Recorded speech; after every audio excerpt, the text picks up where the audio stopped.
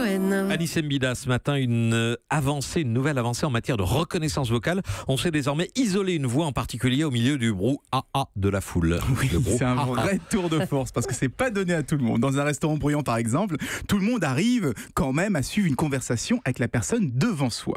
Mais on est beaucoup moins nombreux à pouvoir capter les conversations des tables qui sont tout à côté. Et il faut carrément là être Super Jamie pour savoir ce qui se dit à l'autre bout de la pièce. Eh bien, on a mis Super Jamie dans un logiciel, si bien qu'on est désormais capable d'isoler différents timbres de voix dans une foule, donc de ne plus entendre qu'une personne en particulier ou alors un groupe de personnes qu'on en aura choisi. À quoi ça va servir? À espionner les gens?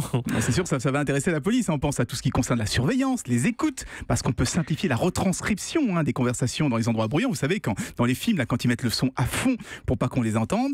Mais bizarrement, cette technologie, on devrait la retrouver dans les ascenseurs, parce que ce sont les laboratoires de recherche de Mitsubishi Electric qui l'ont mise au point. Mitsubishi qui fabrique des ascenseurs et qui prépare des modèles à reconnaissance vocale.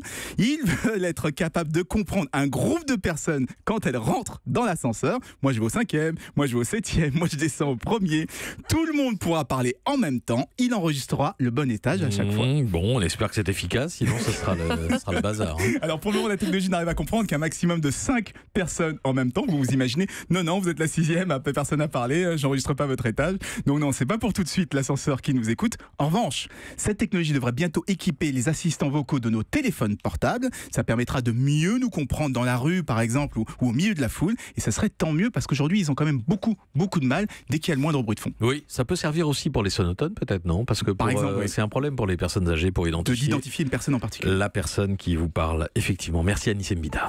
Europe 1.